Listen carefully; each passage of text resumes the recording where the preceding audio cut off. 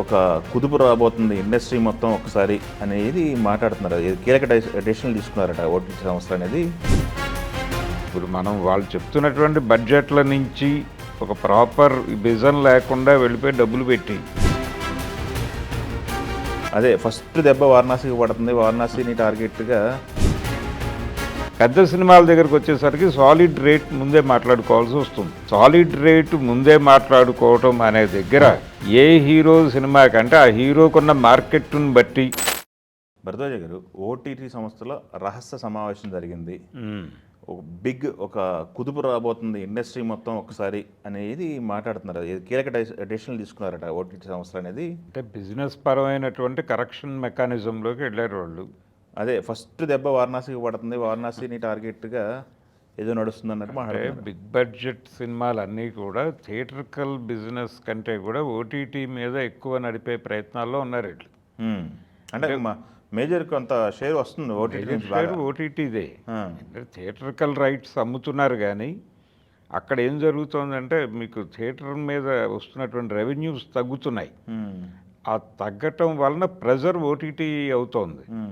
ఎప్పుడైతే pressure OTT అవుతోందో మనం సినిమాని మొత్తం మనమే భరిస్తున్నాం అనే మూడ్లోకి వెళ్ళిపోయారు వాళ్ళు. ఓకే, వెళ్ళిపోయి ఇది కరెక్ట్ చేసుకోకపోతే ప్రమాదం. అంటే ఆ డిమాండు మనం ప్రాపర్ అంచనా లేకుండా సినిమాల మీద డబ్బులు పెట్టేసి, అదే ఓటీటీ సంస్థలు కూడా లాస్లో వస్తున్న సినిమాలు అదే బిగ్ బడ్జెట్లో పెట్టి అని చెప్పేసి. ఇప్పుడు మనం వాళ్ళు చెప్తున్నటువంటి బడ్జెట్ల నుంచి ఒక ప్రాపర్ విజన్ లేకుండా వెళ్ళిపోయి డబ్బులు పెట్టి ఆ సినిమాని తీసుకెళ్ళి ప్లాట్ఫామ్ మీద పెట్టి అక్కడ పెర్ఫామ్ చేయకపోతే ఆ నష్టం భరించాల్సింది మనమే అవుతున్నాం. కాబట్టి ఈ ధోరణి వద్దు. కొన్ని సినిమాలకు వాళ్ళు ఆల్రెడీ టికెటింగ్ పద్ధతికి వెళ్ళిపోయారు. టికెటింగ్ పద్ధతి అంటే దాని మీద వచ్చిన డబ్బుల్లో షేర్ తీసుకోండి అని. అవి కొన్ని చిన్న సినిమాలు నడుస్తున్నాయి. అలాగే వాళ్ళు 3-4 ప్లాట్ఫామ్స్ మీద పెట్టి కూడా నడుపుతున్నారు.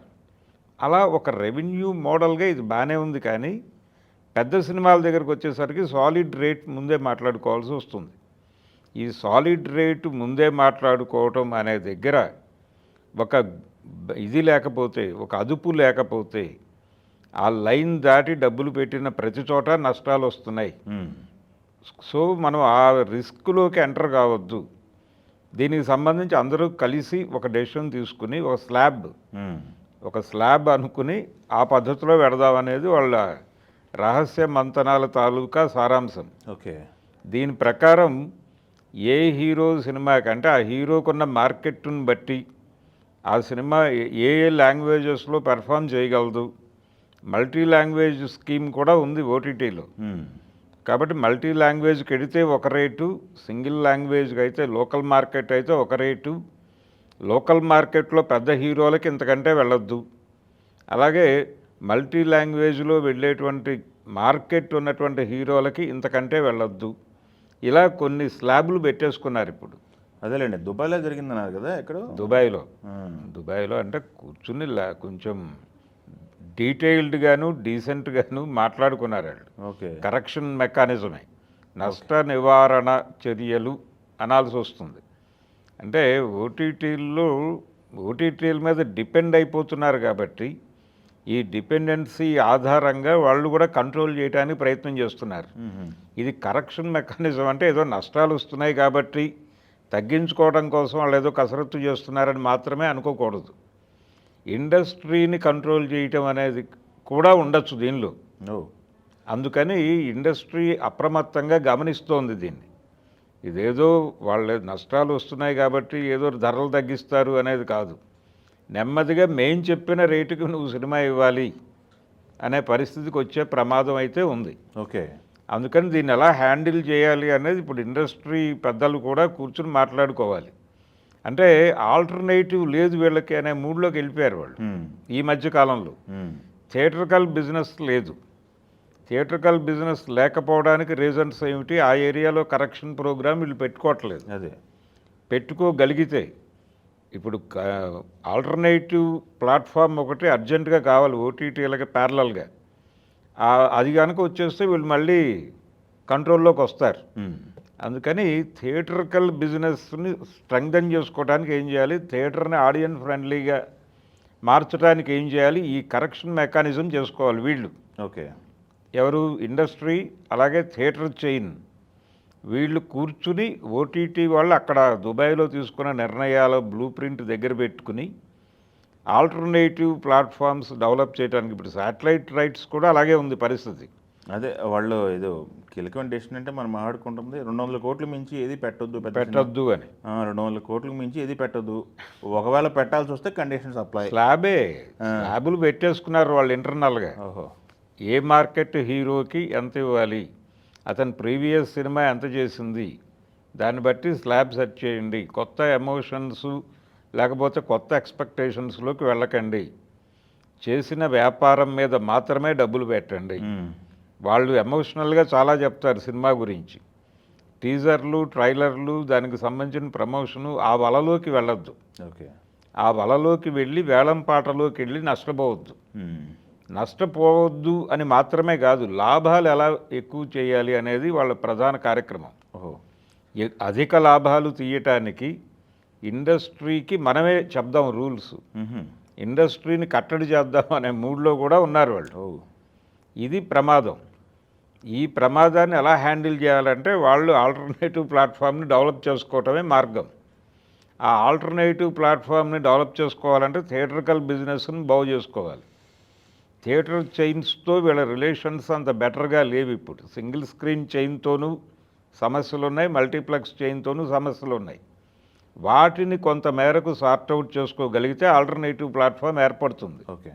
ఏర్పడితే తిరిగి వీళ్ళు కంట్రోల్లోకి వస్తారు. శాటిలైట్ హక్కుల పరిస్థితి గందరగోళంగా ఉంది. అక్కడ కూడా మల్టీ లాంగ్వేజ్ స్కీమ్స్ ఉన్నాయి, కానీ అంత బ్రైట్గా లేదు. అదొక ఇన్కమ్ సోర్స్ మాత్రమే. అక్కడ కూడా వెళ్తున్నాయి, కానీ పాత రేట్లు లేవు ఇప్పుడు. కొత్త రేట్లు అవి చాలా తగ్గి ఉన్నాయి. కాబట్టి సినిమా తీయటము, ఇన్ని ప్లాట్ఫామ్స్లోనూ బిజినెస్ చేసుకోవటము, ఏ ప్లాట్ఫామ్కి సుపీరియర్ ఇది ఇవ్వకూడదు. ప్రస్తుతానికి ఓటీటీ సుపీరియర్ పొజిషన్లో ఉంది. ఓకే. ఉండటంతో వాళ్ళు రూల్ చేద్దామని ట్రై చేస్తున్నారు ఇండస్ట్రీని. అదే ఈ ప్రయత్నాన్ని అడ్డుకోవడానికి ఇండస్ట్రీ కౌంటర్ ప్రోగ్రామ్ ఏం తీసుకుంటుంది అనేది చూడాలి. అదేలేండి. వాళ్ళు ఏమనుకుంటారంటే ఇప్పుడు ఎగ్జాంపుల్ వారణాసి తీసుకుంటే వారణాసికి 600 కోట్లు వీళ్ళు చెప్తున్నారట.